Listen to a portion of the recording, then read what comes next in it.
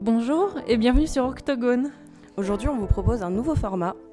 Donner la parole à ceux qu'on n'a pas l'habitude d'entendre.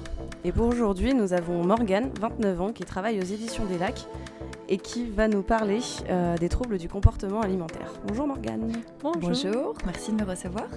Merci à toi d'être venue. Merci, qui nous vient de loin en plus. Oui, j'ai pris le train, toute seule. C'est quoi le nom de la ville déjà? Hartmannswiller. À tes souhaits. Près de Mulhouse. Près de Mulhouse. Alors Morgane, comment te dire les choses? Il y a des combats qui sont graves, il y a aussi des combats qui sont plus légers et qui en disent quand même assez long sur nous. Vous me sentez venir, c'est les fameux combats ordinaires. Est-ce que toi Morgane, tu as un combat ordinaire? Bien sûr. Mon combat ordinaire et quotidien, je le mène un peu contre mon mari. Qu'on embrasse. Oui, évidemment. Il faut savoir que j'ai un peu une tendance de petit écureuil en fait à conserver des petits gâteaux dans le placard, notamment des Kinder Happy Hippo ou des Kinder Choco Fraîche. J'en garde bien toujours préciser, un. ouais. Oui, non, mais c'est principalement ceux-là, quoi. J'en garde toujours un de côté, vraiment pour le moment où j'ai envie de me le faire, quoi. Et le moment où j'ai envie de me le faire, il faut qu'il soit là. Donc, ce qui fait que tous les jours, je vérifie, en fait, que mon mari n'a pas mangé ma dernière denrée. Pour que... Ouais, je sais. Combat Kinder. C'est vrai que ça fait vraiment écureuil quand même comme Ouais. combat. Mais je pense que c'est en lien avec, comme dit, le sujet d'après. Hein, Oui. Voilà. Là, on peut enchaîner tout de suite dessus, je crois. Du coup, pour aborder le sujet des troubles du comportement alimentaire, on va d'abord définir ce que c'est. Donc la définition, je l'ai trouvée sur Passeport Santé parce qu'en fait, j'ai eu honnêtement du mal à trouver une définition qui englobait vraiment tous les troubles du comportement alimentaire. Ça m'a assez étonnée. Et donc les troubles de l'alimentation, aussi appelés troubles des conduites alimentaires ou du comportement alimentaire, TCA, désignent des perturbations graves du comportement alimentaire.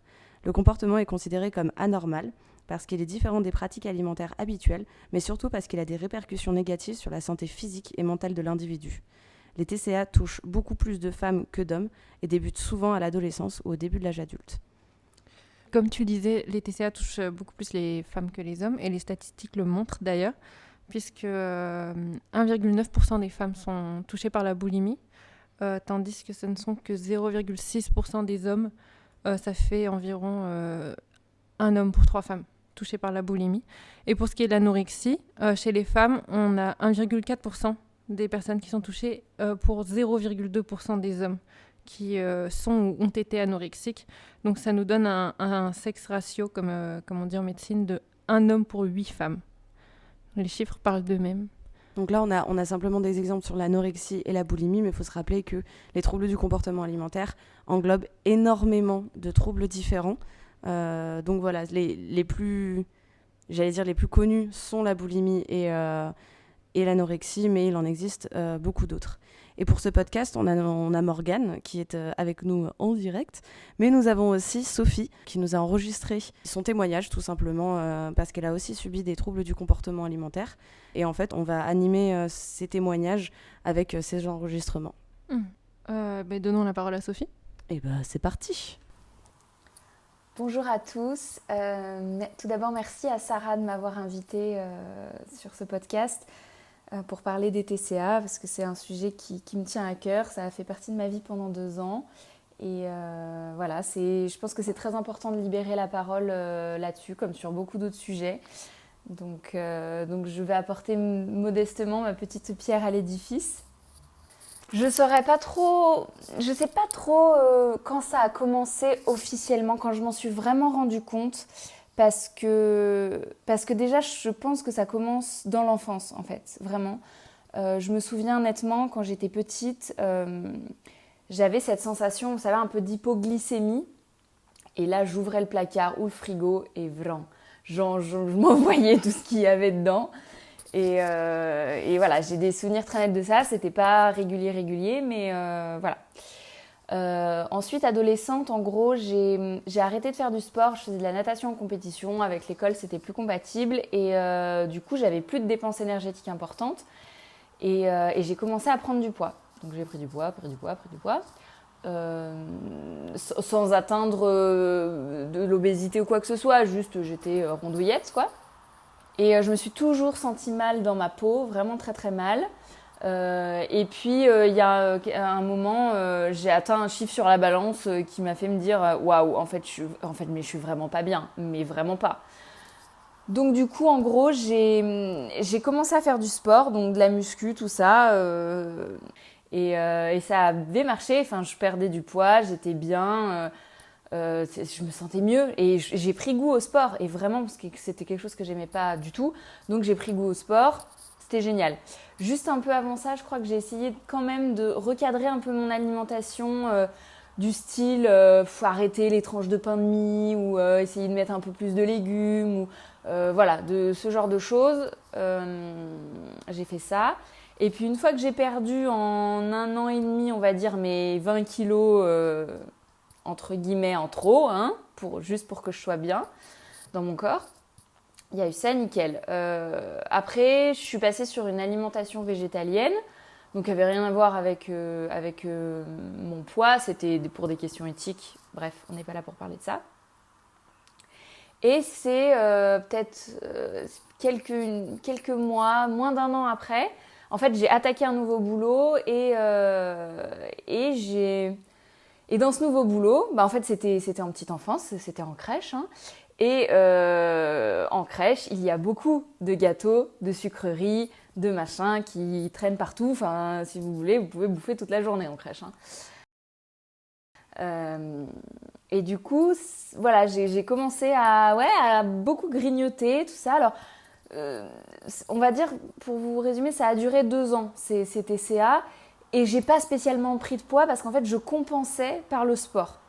Mais vraiment, il y avait cette culpabilité d'avoir tant mangé et du coup de compensation par le sport. Donc, je prenais pas de poids, mais j'étais clairement pas bien, ni dans ma tête, ni dans mon corps avec cette obsession des aliments. Et en fait, je crois que ça a vraiment commencé. C'est là où je me suis dit, oula, t'es en train peut-être de faire n'importe quoi. C'est quand j'ai téléchargé une application où on peut rentrer tout ce qu'on mange et ça dit les calories, les trucs. Et c'est là, voilà, j'ai commencé à vraiment noter tous les trucs que je mangeais, entre guillemets, en trop, selon moi. Et c'est là que j'ai pris peur, en fait. Vraiment, j'ai senti que je rentrais dans un cercle infernal. Et puis, je me sentais pas du tout bien, ni dans ma tête, ni dans mon corps. C'était la boucle infernale. Et il n'y a plus de plaisir. On est vraiment dans un espèce d'obsession et de culpabilité immédiate derrière. Et il y avait même aussi parfois cette déconnexion. C'est-à-dire que je voyais un gâteau et en gros, je pense, je fonçais dessus et je ne reprenais véritablement conscience de mes actes que quand j'avais englouti une bonne partie du truc. Donc ça m'a bien affolée quand même de me dire ça. Donc je suis allée voir une psychologue nutritionniste voilà, qui m'a énormément aidée. Et en parallèle aussi, j'avais une chaîne YouTube. Elle s'appelle, alors je sais pas si elle existe toujours, ça s'appelait Amina Sutter. Et voilà, alors elle fait plus ça, je crois maintenant, mais voilà, il y a des dizaines et des dizaines de vidéos là-dessus sur les troubles du comportement alimentaire et vraiment, ça m'a beaucoup aidée. Morgane, tu as posé des questions sur ta page Instagram Édition des Lacs, sur les questions éventuelles des gens sur les TCA. Et il y en avait notamment une qui rejoint ça. Et pour commencer, justement, comment et quand tes TCA se sont manifestés ? Alors moi, je rejoins Sophie. En fait, j'ai un peu de mal à déterminer véritablement quand ça a commencé, parce que c'est quelque chose qui est très insidieux, en fait. Après, moi, ça a commencé dans l'enfance, mais dans le sens où, en fait, l'enfance est le terreau de l'adulte qu'on sera plus tard, et le terreau, il est plus ou moins fertile, en fait, pour développer des troubles du comportement alimentaire. Ça se manifestait donc pas par ma façon de manger, de consommer la nourriture, mais c'est, je pense, l'histoire familiale qui fait que j'ai eu peut-être des prédispositions à. Je tiens à dire aujourd'hui que tout est apaisé, hein, je m'entends très bien avec mes parents, on a tous fait beaucoup d'efforts, on a beaucoup grandi. C'était moins facile plus jeune. Mes parents ont fait comme ils ont pu avec les armes qu'ils avaient. Donc j'avais un papa qui n'était pas présent et une mère très angoissée et donc surprotectrice. Ok. Voilà, donc ça a un petit peu posé les jalons. Ça m'a montré la voie. Et puis un couple aussi qui se sépare, qui se remet ensemble, qui se sépare. Hyper instable. Voilà, qui maintenant sont mariés pour la deuxième fois. Et tout le monde va très bien maintenant, aujourd'hui. C'était un peu plus compliqué avant, mais aujourd'hui tout le monde va très bien. Et il y avait aussi peut-être une certaine... alors c'est pas de la prétention, hein, mais une intelligence et une maturité chez moi qui fait que même en tant qu'enfant, inconsciemment, je pense qu'on m'a intégrée dans des problématiques d'adulte. Ouais. Et je pense qu'au fur et à mesure, finalement, il y a toutes ces responsabilités-là qui sont mises sur vos épaules. Et quand tout fout le camp, quand rien ne va, finalement, vous pensez que c'est votre faute. Okay. Et du coup, c'est parti de là C'est parti de là. Donc, à peu près au moment où il y a eu l'annonce du divorce en fait, de mes parents, où là, alors, on est toujours plus intelligent après, hein, avec le recul, hein, forcément. On analyse plus facilement, je pense. Là, t'es pas dans l'émotionnel, quoi. Voilà. Et puis ça a été un long travail aussi de psychothérapie derrière. Hein. Mais voilà, en fait, tout a foutu le camp et je me suis dit, mais merde, c'est ta faute. T'avais quel âge à ce moment-là ? J'avais 16 ans. Ok. Ouais. J'avais 16 ans et en fait, j'ai pris tous les maux du monde en fait, sur mes épaules. Ouais. Une grosse culpabilité. Je pense que c'est une notion qui est très importante, en fait, qui est prédominante dans les troubles du comportement alimentaire. Alors, en tout cas, dans les miens, après, peut-être que ça fera écho à d'autres. Moi, ça a été la culpabilité, en fait, qui m'a poussée à adopter ce type de conduite. Et ça s'est manifesté comment, du coup ? Alors, moi, alors, ça a démarré, comme je le disais, de façon très insidieuse. Donc, j'étais au lycée, j'étais à la cantine. J'ai commencé à réduire les portions à la cantine, puis finalement déserter la cantine, évidemment sans prévenir maman qui payait qui payait la cantine, quoi. Mais voilà, tu demandes à un copain, écoute, Arnaud, ramène-moi une tranche de pain, un bout de fromage. Et puis, au fur et à mesure, tu lui dis, écoute, ramène-moi juste du pain. Et puis, au bout d'un moment, ramène plus rien, quoi. Donc voilà, ce qui fait que j'arrive pas vraiment à le situer dans le temps, hein, parce que ça s'est fait progressivement, finalement. Puis ça s'est fait inconsciemment, non ? Ouais, complètement. Ouais. Et un jour, j'ai un ami qui m'était très cher, qui m'a balancé en pleine figure, de toute façon, toi, t'es anorexique. Donc, je l'ai super mal pris, j'ai fait la gueule. C'était au printemps 2008. Et en fait, le 13 décembre 2008, c'est mon médecin de famille qui m'a dit, écoute, il faut appeler un chat un chat. Tu es anorexique. Oh la vache. Voilà. Et là, je me suis dit, ah ouais, il y a peut-être un problème. Et donc, moi, j'étais en fait anorexique restrictive. Donc, ce qui fait que je ne mangeais plus. Je ne vomissais pas. Par contre, je consommais des laxatifs. Énormément, parce qu'il fallait quand même que je vide ce que je ne mangeais pas, ce qui est assez terrible, en fait, finalement. Et je me remplissais avec de l'eau. Je buvais jusqu'à 8 litres d'eau par jour pour me remplir. Mais alors, j'ai une question. Étant donné que tu consommais des laxatifs, tu les consommais consciemment pour vraiment cette envie de vider, du coup, littéralement, ou c'était tellement inconscient que tu le faisais parce que tu disais que ça te faisait du bien ? Non, c'était en fait pour me purifier. Parce qu'il y a toute une symbolique. Moi, je l'ai enfin, voilà, aujourd'hui, je l'analyse comme ça. Il y a toute une symbolique, en fait, dans l'acte de privation. Parce qu'aujourd'hui, on est dans une société où tout est fait pour nous enivrer, pour qu'on consomme. Et pour gérer, en fait, cette culpabilité, pour atteindre, en fait, un peu la rédemption, l'acte de privation, il est super symbolique. Tu mortifies tous tes sens, tu luttes contre tout ce qu'il y a autour. T'es presque... il y a peut-être même une connotation religieuse, en fait, parce que l'acte de privation, il est significatif dans différentes religions. Hein. Voilà, le corps, en fait, c'est une enveloppe, c'est un encombrant, c'est une enveloppe qui est nécessairement souillée. Et pour te purifier, pour te nettoyer, en fait, un petit peu de tes péchés, de t'élever, tu cherches à le faire disparaître. Ou à te faire mal, tu te flagelles, en fait, finalement. Mais c'est terrible de penser qu'à 16 ans, t'en es au point d'essayer de purifier des péchés que tu peux pas avoir. T'as 16 ans. T'as que 16 ans. C'est le problème de toute la culpabilité. En fait, je croyais que c'était ma faute. Et il fallait que j'expie cette faute, d'une façon ou d'une autre. Et tes parents t'ont rien fait remarquer avant que tu vois le médecin ? Maman, si, mais un petit peu. Voilà, de temps en temps, je trouve que t'as maigri. Mais on trouve des solutions. Ouais. On va mettre 2 sous-pulls sous le pull, et puis un 3e sous-pull, et puis on va mettre des pantalons larges, et puis on va plus dévoiler ses bras. On trouve en fait on va dire des subterfuges, finalement. Ouais. Et d'autant plus que, comme j'étais comment on appelle ça, en demi-pension, au lycée, ben, elle ne pouvait pas forcément contrôler ce que je mangeais ou pas. Donc voilà, c'est... Et puis il y a aussi peut-être on n'a peut-être pas envie de voir. C'est difficile pour les parents de voir ça et de comprendre, parce qu'on en parle trop peu. Donc quand vous êtes parent et que vous voyez que votre fille mange moins, maigrit un peu, on peut le mettre sur le compte de l'adolescence. J'ai toujours été, comme Sophie, considérée comme bonne copine, un peu rondouillarde, donc peut-être qu'ils se sont dit à un moment, elle est dans sa phase d'adolescence, elle est peut-être pas bien, elle fait attention, et la frontière en fait elle est super fine, et voilà, donc je peux pas leur jeter la pierre. Oui, c'est ça, faut déculpabiliser les parents aussi à qui ça a pu C'est très arriver à important. leurs enfants, parce que déjà en plus tu le disais, tes parents étaient, il y avait le divorce, il y avait tout ça, enfin les parents restent des êtres humains qui ont leur vie. Et toi, tu es juste un adolescent, un futur adulte en développement. Donc, tu as tes propres problèmes. Et c'est dur, effectivement, pour un parent de se rendre compte de ses problèmes, parce qu'il faut l'œil. Je trouve qu'il faut quand même l'œil. Sophie, je précise du coup, Sophie est ma sœur.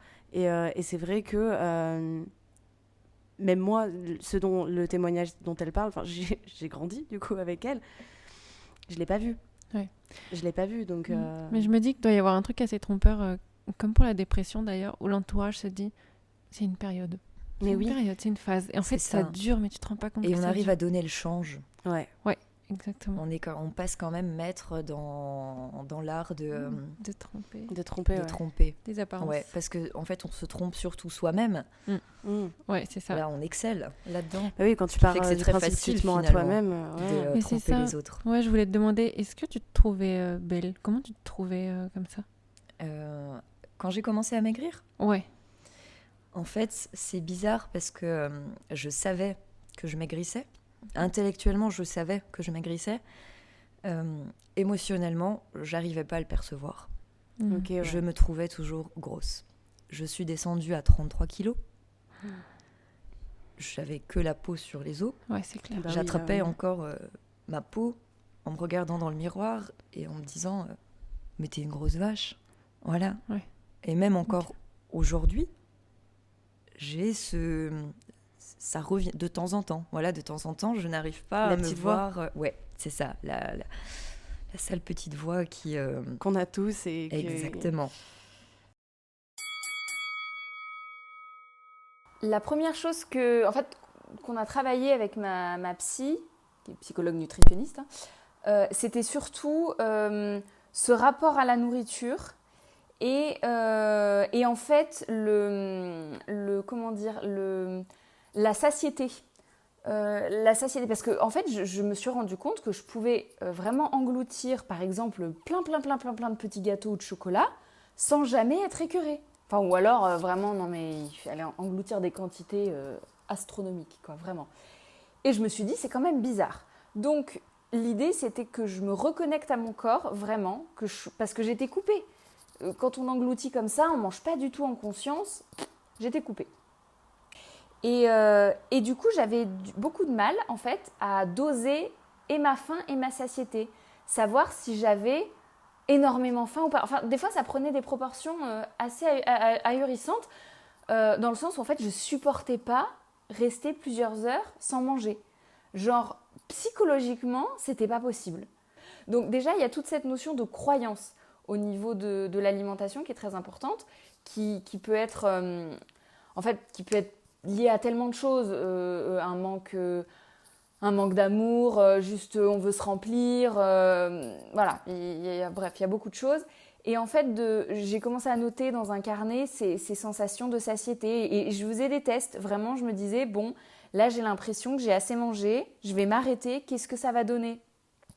Et alors, des fois, en fait, non. Il se trouve que j'avais trop mangé, que j'avais encore cette sensation d'estomac plein qui est finalement pas agréable du tout. Ou parfois, bah non, je m'étais plantée. En fait, il se trouve qu'une demi-heure, 1 heure après, j'avais refaim. Donc voilà. Donc, j'ajustais ça et c'était très intéressant comme travail sur moi. Parce qu'il y a toujours quand on souffre de troubles du comportement alimentaire, hein, de cette culpabilité derrière, ce petit saboteur dans notre tête qui nous dit « Non mais t'es nul, t'as vu, t'arrives même pas à ne pas manger ce gâteau, à faire ce que t'as dit, vraiment, c'est affreux. » Toute petite précision à faire, parce que j'ai oublié de préciser après qu'il n'y a pas eu que l'anorexie restrictive. Comme je te le disais, je suis tombée en fait dans des TOC alimentaires ensuite. Donc alors je ne sais plus vraiment comment, pourquoi, hein, j'ai recommencé à manger, mais j'ai développé une obsession des chiffres. Qu'on a déjà en tant qu'anorexique, hein, parce qu'on a la pesée, parce qu'on a les calories. Elle en parle, avec l'application qu'elle avait. Exactement. Et finalement, ça rejoint même un petit peu ce qu'on parlait avant de symbolique religieuse, parce que finalement, tu as aussi cette obsession des chiffres, du calendrier, les 40 jours du carême, le ramadan qui est calibré sur l'heure de lever du soleil, l'heure du coucher. Donc c'est tout. C'est institutionnel, quoi. Ouais. Vraiment, Et en fait, donc j'ai commencé à développer ces tocs alimentaires, j'ai recommencé à me nourrir. J'achetais du pain de seigle à la boulangerie en face de la prison d'Ensisheim qui était tranché. Je ne mangeais que les 5 ou 6 tranches du milieu puisqu'elle faisait en fait le nombre de centimètres dont j'avais besoin. Je prenais 30 grammes de pavé d'affinois. Je me levais à 4h30 du matin et je finissais de manger à 6h30. Voilà, j'avais 2 heures de petit-déj. Le midi, je mangeais une pomme golden qu'il fallait qu'elle soit parfaitement calibrée. Elle devait faire entre 230 et 250 grammes. Donc, je ne vous dis pas à quoi ressemblaient mes courses. C'est vrai que J'étais Keblou pendant 3 heures aux pommes. Et le soir, elle jetait toutes celles qui correspondaient à ça. Non, mais c'était obsessionnel. C'est vrai que tu as le chiffre qui est hyper présent. Toujours. Et le soir, c'était 200 grammes de courgettes cuites à l'huile d'olive en plus. Hein. C'était la fête, hein. J'avais l'huile. Est-ce que c'est toi la nana qui bloque la balance au supermarché pendant des heures, là, qui pèse Exactement. tout Sincèrement, je pense que j'ai dû en énerver plus d'un avec mon caddie de pommes ou mon gros panier de pommes et dire toi, je te prends, toi, je te prends pas. Et voilà. Et le soir, c'était mes 200 grammes de courgettes que je mangeais assise par terre sur la table du salon, toujours dans la même assiette, avec une fourchette à dessert. Je prenais une fourchette, j'allais mettre mon assiette au micro-ondes, j'appuyais 2 fois, ça réchauffait pendant 1 minute, j'allais pisser, je me lavais les mains, je reprenais mon assiette du micro-ondes, je m'asseyais, je prenais une fourchette, je la remettais dans le micro-ondes, 1 minute, pisser, laver les mains, revenir. Donc ce qui fait que je mettais une plombe aussi à manger 200 grammes. C'est un rituel.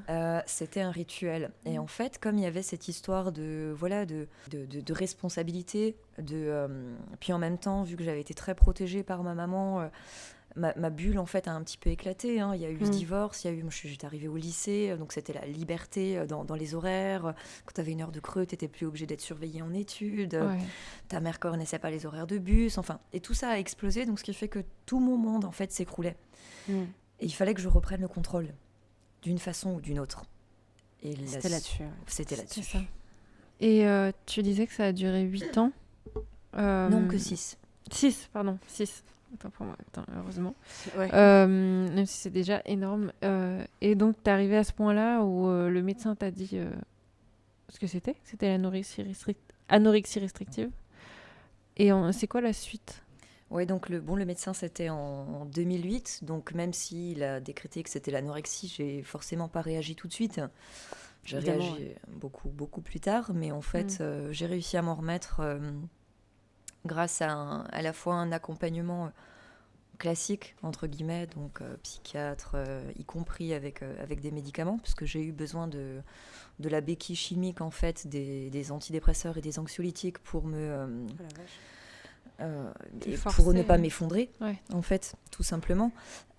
Et en parallèle, j'ai essayé de trouver d'autres solutions qui, en tout cas, ont fonctionné pour moi, notamment la kinésiologie, la chiropraxie, je suis même allée voir un magnétiseur, ce qui fait que moi, les 2 approches me paraissaient très complémentaires, parce qu'en fait, j'ai quand même eu, et je tiens à préciser que c'est vraiment mon sentiment personnel, hein, c'est pas une généralité, j'ai quand même eu l'impression par moment que dans mon accompagnement classique, on cherchait plus à soigner le symptôme que guérir la véritable la cause cause, du problème. Ouais. Et ce qui fait qu'avoir un autre type d'accompagnement, notamment par le biais de la kinésiologie, ça m'a permis de traiter, on va dire, l'origine du mal. Donc cette culpabilité, cette peur aussi terrible de l'abandon, puisqu'il y a ça aussi. Parce qu'en étant malade, peut-être que j'espérais aussi que mon papa s'occupe de moi. Voilà, donc en fait, on a vraiment traité par le biais de ces thérapies-là, avec la mémoire du corps, plein de choses en fait dont je ne me souvenais plus consciemment, mais que j'avais profondément en moi. On les a progressivement en fait extraites et j'ai commencé à les formuler, à les verbaliser, beaucoup par l'écrit. C'est ce qui m'a sauvée aussi en partie, c'est de pouvoir écrire dessus. C'était ma nouvelle purge en fait. J'avais plus besoin de laxatif, ma nouvelle purge c'était l'écriture. Donc c'est vraiment ce besoin de faire sortir quelque chose. C'est ça, en fait, exactement, c'était ma chasse d'eau, quoi. Ça ressort de ce que tu disais dans ton chemin de guérison, c'est qu'il y a l'aspect médicamenteux qui est presque de la survie. Et ensuite, Ouais, tout le reste, c'est vraiment guérir la tête une fois qu'on essaye de stabiliser le corps. C'est ça. En fait, ça te donne de quoi... Juste reprendre la vie. Ça te donne de quoi... Lycée pour repartir sur des bases plus saines. Ouais. C'est ça. Et les deux, je pense que sont vraiment enfin, en tout cas, pour moi, les deux ont été très complémentaires et oui, c'est comme disait Sophie, voilà, c'est complet ce demande, voilà, tu manges parce que tu as un manque d'amour, un manque de quelque chose. Toi, tu parlais de ton papa. Voilà, je pense que c'est important de rappeler aussi que ça vient de quelque part. C'est pas... Enfin, c'est pas... Parce qu'il y a aussi... C'est pas anodin. Ouais, c'est ça, c'est pas anodin. Et il y a aussi une image un petit peu de l'anorexie, tu sais, où c'est la fille qui veut être jolie, qui veut machin, qui se prive de... C'est pas... Et puis c'est un caprice, et puis... C'est pas un caprice, voilà, c'est ça. Il y a encore beaucoup de préjugés. Énormément, en fait, qui pèsent sur les troubles du comportement alimentaire. En fait, j'ai l'impression que quand on se pose la question face à quelqu'un qui a un trouble du comportement alimentaire, on va dire quelqu'un qui est anorexique, parce que à un moment, tu sais, c'est très flagrant. On se pose la question sans aller assez loin. Tu sais, on se dit elle mange pas beaucoup, elle est hyper maigre, elle doit avoir un problème dans sa tête. Et pourquoi elle a un problème dans sa tête, en fait? On va pas jusqu'à cette question-là. Mais on s'arrête en fait souvent à justement la première question que tu te poses. On pourrait presque... Enfin, j'ai parfois l'impression qu'on assimile ça, mais plus ou moins comme toutes les pathologies psy, à de la folie. Et plus ça touche principalement les femmes, voilà, l'hystérie, c'est l'hystérie, ça. enfin... Et la folie, on en avait discuté avec Sarah, il y a ce phénomène d'attraction-répulsion. Les anorexiques, tout ça, tu vas les regarder un petit peu comme un phénomène de foire, on dirait avec leurs allures de phasme. Enfin, t'as pas l'habitude de voir ça, tu vas regarder, tu vas être dégoûté et peut-être même apeuré parce que c'est quelque chose que tu ne maîtrises pas, que tu ne comprends pas. Voilà, et on va assimiler ça en fait. De toute façon, tout ce qu'on ne comprend pas et tout ce qui relève de la psy, beaucoup de gens l'assimilent à de la folie, alors que non, derrière, il y a un mal-être qu'on peut soigner, mais qu'il faut identifier, pour lequel il faut être accompagné. Mais ce qui est très douloureux dans cette maladie, pour moi, bien plus que les symptômes physiques, ça a été la solitude qui accompagne cette maladie, l'incompréhension, le jugement des gens. Et ça, c'est quelque chose de terrible. Est-ce qu'au lycée, tu te prenais des moqueries ou des remarques Non, sincèrement, ça allait encore parce que c'était pas ma pire période. J'ai plus maigré après le lycée. Okay. Je pense qu'au lycée, j'étais à peu près aux alentours de 45, entre 45 et 40 kilos. Et après, par contre, j'ai encore dégringolé. Jusqu'au 33. Jusqu'au 33, ouais. Donc non, finalement, alors j'avais pas de moquerie au lycée, c'était, d'ailleurs je les en remercie, c'est venu un peu plus tard, voilà, quand il y a eu une perte de poids encore plus importante, parce que ça a quand même été sur le long terme, là ça a été un petit peu plus compliqué.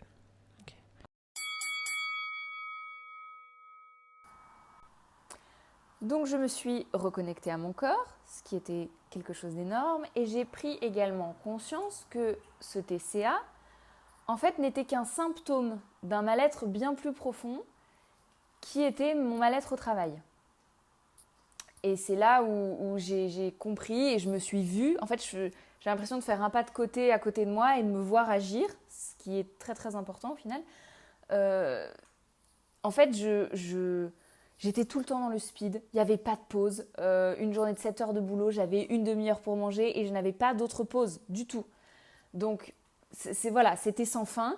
Et je sais que je mangeais pour essayer d'avoir un peu de douceur, un peu de pause, me faire du bien dans la journée et échapper à ce rythme infernal que j'avais, quoi.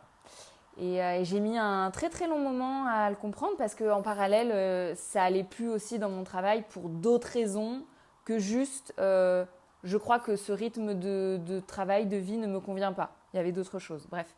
C'est donc en comprenant d'où venaient mes TCA, qui n'étaient en fait qu'un symptôme d'un mal-être, que j'ai réussi à vraiment me sortir petit à petit de ça. Et au-delà de ça, il y a quelque chose que j'ai découvert et c'est ce à quoi j'aspirais, c'est manger de manière intuitive. Donc il y a ce côté où manger intuitivement, ça englobe et le manger émotionnel, c'est-à-dire je vais pas trop bien, je passe une sale journée, oh tiens, je vais manger un petit carreau de chocolat, ça va me faire du bien. Il y a ça. Ou le manger positif, hein, genre c'est un anniversaire, je mange un gâteau, on va prendre, on va déboucher du vin, ça va être super. Bref, il y a ça. Et en même temps, de pas penser sans cesse au prochain repas. Parce qu'il y a ça aussi. Des fois, je vois par certaines femmes autour de moi qui, franchement, elles souffrent pas de troubles du comportement alimentaire dans le sens, hyperphagie, anorexie, boulimie, mais il y a quand même une espèce d'obsession de la nourriture. T'as fini un repas ou tu l'as même pas fini, qu'est-ce qu'on mange au prochain, voire encore à celui d'après. Il faut donc lâcher prise, mais le lâcher prise complet, ça fait extrêmement peur parce qu'on se dit, si je m'écoute et que je mange intuitivement, en fait je vais bouffer que des cookies. Sauf que ça fonctionne pas tout à fait comme ça, notre corps est mine de rien assez bien fait et intelligent. Donc peut-être qu'au début, il va y avoir quelques cookies, quelques yaourts, quelques je sais pas quoi en plus. Mais c'est le temps que le corps, le cerveau comprennent que ça y est, on n'est plus dans une mentalité de manque, mais d'abondance. C'est-à-dire qu'il aura toujours ce dont il a besoin et ce qui aussi lui fait plaisir. Mais pour ça demande quand même vachement de choses. Dans le sens, en fait, il va falloir briser les croyances qu'on a à propos de nous-mêmes et de la nourriture. Se rendre compte qu'en fait, on n'a pas de l'amour inconditionnel pour nous quand on est comme ça. Et l'amour inconditionnel, c'est de s'aimer quoi qu'il arrive, avec 12 kilos en plus, 12 kilos en moins. Il y a eu des moments où tu as rechuté? Non. Ah ouais. J'ai pas rechuté, mais je me sens quand même toujours en sursis. Je me considère ex-anorexique comme on peut être ex-fumeur. Ouais, je vois. Le risque zéro de rechute n'existe pas pour moi, même si je suis convaincue qu'on peut véritablement en guérir. Moi, j'ai encore trop de choses à régler avec moi-même. Ok. Qu'est-ce qui t'ancre dans ce moment de ta vie-là où tu te sens guéri, où tu es guéri? Qu'est-ce qui t'empêche de rechuter, en fait? C'est ça la question. Moi-même. Justement, grâce aux accompagnements, grâce à beaucoup d'introspection aussi, j'essaye de me raisonner. Quand je sens qu'il y a un moment où je suis un petit peu plus sensible, on va dire, j'essaye vraiment d'intellectualiser et de raisonner. Et en fait, c'est moi qui m'empêche de rechuter, même si évidemment l'entourage a forcément son importance, que ce soit mon mari, mes parents, mais je pense qu'on est le principal acteur finalement de sa guérison.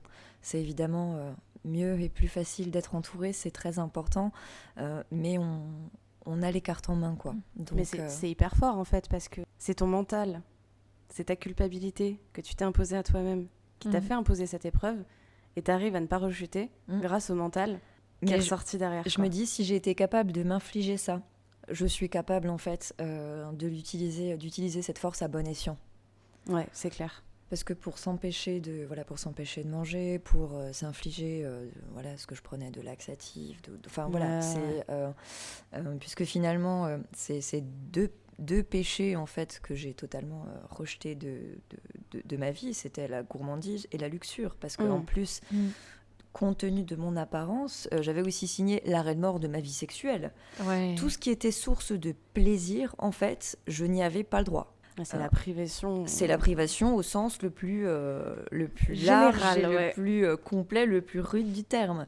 Donc je me suis dit, si j'ai eu la force de m'infliger ça, tout ce toute cette volonté-là, je peux peut-être la mettre dans quelque chose d'autre. Comment est-ce que tu as réussi à nouveau sentir de la tendresse pour ton corps et à aimer ton corps, tout simplement? Grâce au tatouage. Oh. Et bah, c'est marrant parce que je crois que ma sœur, c'est pareil. Ouais. Ma sœur est beaucoup tatouée. Hmm. Ça lui va super d'ailleurs, Sophie. Je sais que tu écouteras ce podcast. Tes tatouages sont magnifiques. Et je me rappelle dans tes témoignages, tu me dis si c'est pareil pour toi. Ouais. Mais quand elle voit des photos sans ses tatouages, elle se dit putain, mais je suis vraiment à poil. Elle se sent complètement nue et c'est vrai que moi maintenant, si je l'imagine pas sans tatouage. Et ben moi c'est pareil. Et en fait, je me suis réapproprié mon corps. J'ai appris à l'aimer. J'y ai mis des belles choses dessus. Quand je me vois, il y a ça qui est joli, quoi. Donc c'est toujours ça de prix. Donc ce qui fait que en fait, je suis beaucoup tatouée, mais que sur les parties que vous ne voyez pas au quotidien. C'est pour toi. Parce que je les ai fait pour moi. C'est vraiment ça qui m'a permis de voir quelque chose de beau. Par contre, je voudrais vraiment aborder le côté positif des TCA, tout ce que ça m'a apporté d'avoir traversé un trouble du comportement alimentaire et d'en être guérie. Ça m'a apporté vraiment beaucoup de force mentale, une reconnexion avec mon corps mais finalement c'est le plus important parce que maintenant je suis très sereine avec la nourriture. Je culpabilise extrêmement peu. Je sais quand je mange pour me nourrir, pour nourrir mon corps en fait, et je sais aussi quand je mange pour nourrir mon cœur.